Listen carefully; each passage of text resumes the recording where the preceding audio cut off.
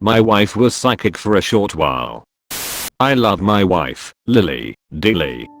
She has always been my best friend. I was devoid of love and affection for most of my life until she came along 8 years ago. I have hopelessly been in love ever since. We have been married for 5 years now. You know you love someone when you're ready to do anything for them. I'd do anything for Lily.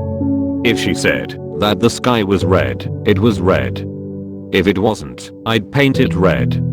We had a beautiful daughter on the 28th of March, 3 years ago. We named her Dorothy, after Lily's grandmother. That is when things started to get strange. One morning my beloved Lily woke up and said, "I need to tell you something. I cannot keep it in me any longer. I don't expect you to understand, but you're the only person I can trust." At first, I thought she was joking. But she was sweating profusely, and her eyes told me that this wasn't some silly prank. "Yes, darling." "What's wrong?" I asked. "I get visions and I can see into the future," she said, her lips trembling with each word. "Wait. So, like a psychic?" I asked. "I don't know. I have always kept it to myself, but it seems I have had this gift since my pregnancy. I didn't say anything about this to anyone. But darling, you are an atheist who prides herself in trusting logic and facts over anything else. I thought we both were like that. Do you really believe that you can see the future? You don't have to believe me just yet." I didn't believe myself either. I just know that I have this gift now. I have these visions on looking at certain people and places, and they come true. They always come true. I have tried keeping this to myself, but after what I saw today, I had to let you know. Your mother is going to die tomorrow." "What? What are you saying?" "Yes. Just go over there now. Don't ask any questions. My mother lived with her sisters upstate. It was a 4-hour drive away. I really hope Lily was wrong, but I didn't want to take the risk. I went out. To this day, I cannot explain what happened next, but it certainly made me believe that my wife was psychic. When I was an hour away from her place, I received a call from my mother's sister telling me that my mother had slipped and fallen in the bathroom. She instantly died from the concussion. Lily was right. This was not a coincidence. Over the next few weeks, Lily got visions of minor things like what would I get to see at work, who would visit us during the weekend, what Christmas present I had bought and kept hidden away from her, and she was right every time. We learned to live with it, slowly, unless the visions were tragic like someone close getting fired or dying. I didn't believe in these things throughout my life, but it was hard being a non-believer when you're seeing these things happen with your own eyes in your own life. I had asked her why she didn't tell me about her gift earlier, but she said that she had no idea about it. It was only when she was pregnant that she started getting these visions. I still loved Lily, and I always would. That will never change. If she said that the sky was red, it was red. If it wasn't, I'd paint it red.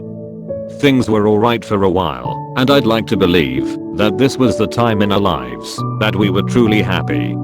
I loved Lily and my little beautiful daughter, Dorothy. Lily loved Dorothy and spent most of her time playing with her. They were both so adorable, it filled my heart with happiness every single day.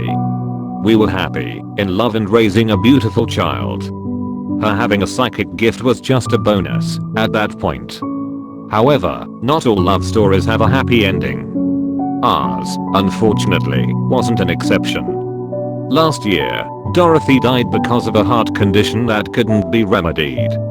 Lily was devastated, and so was I. It was the toughest and saddest time of our lives, and I knew that I had to be strong for her.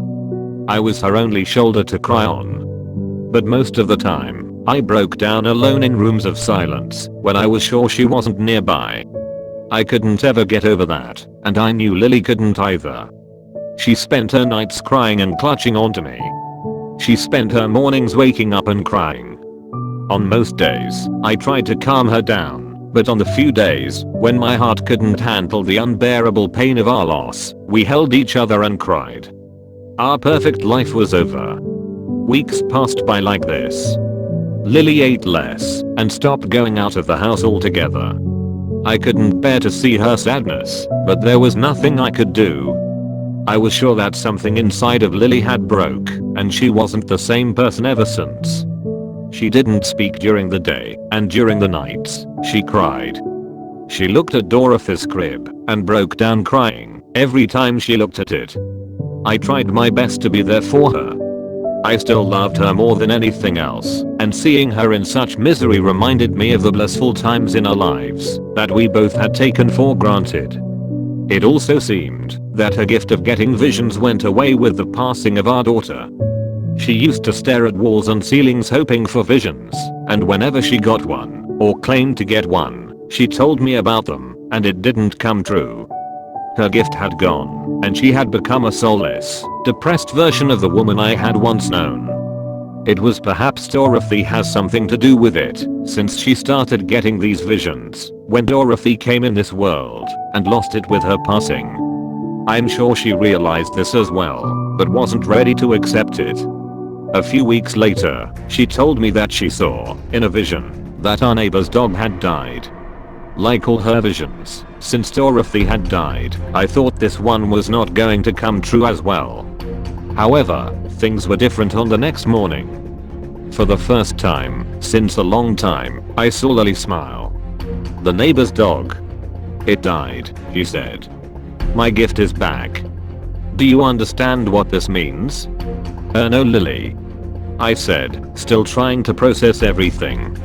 It means I can see the future again, she said and hugged me. I held her tightly and hugged her. For the first time since Dorothy passed away, she wasn't crying as soon as she woke up. Rather, she was happy. You don't believe me, do you? She asked. I do, I said and kissed her. She kissed me back with eyes wide open, and I realized then that something was still wrong with her. However, I still loved her, and I always would. Losing your own daughter and recovering from the shock isn't going to be a pleasant experience, but I sincerely hoped she hadn't gone crazy. The next few days went by normally. Lily was less upset. Getting her gift back seemed to bring a new ray of hope in her life.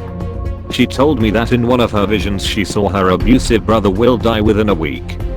Her brother was an abusive leech to both her parents, and it was obvious that Lily wanted him to die.